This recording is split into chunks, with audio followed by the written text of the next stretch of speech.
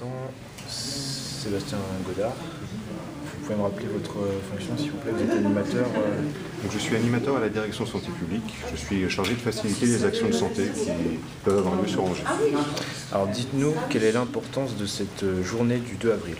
Alors, le 2 avril, c'est le parcours du cœur. C'est une journée qui vise à promouvoir l'activité physique et un ensemble de comportements adaptés, notamment alimentaires, pour lutter contre les maladies cardiovasculaires. C'est une journée qui est très ludique. Tout se passe dans la bonne humeur, y compris les actions de prévention où les gens viennent chercher des conseils et non pas un diagnostic médical. Alors tout à l'heure, on va parler un petit peu des défibrillateurs. Vous nous avez dit que Angers était une ville référence sur le plan national. En quoi c'est une référence et surtout pourquoi c'est important qu'Angers soit une ville référence?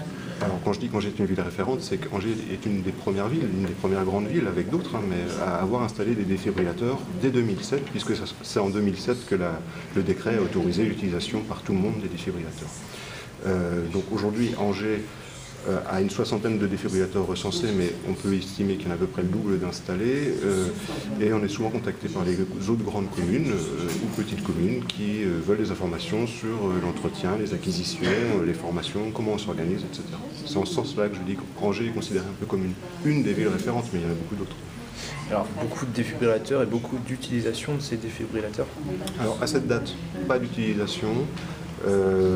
Pour plusieurs raisons. D'abord, peut-être pas de besoin à proximité d'un défibrillateur, parce qu'il faut agir dans les 10 premières minutes avec un défibrillateur, donc il faut être assez proche.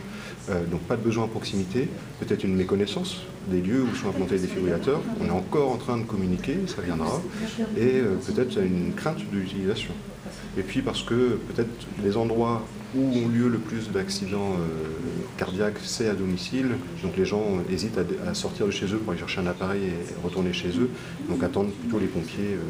Donc aujourd'hui, on forme les gens à l'utilisation de défibrillateurs, également aux gestes de premier secours, et on informe sur l'existence, mais ça prendra du temps. C'est très récent, 2007, donc il faut se laisser du temps pour pouvoir informer les gens de leur existence.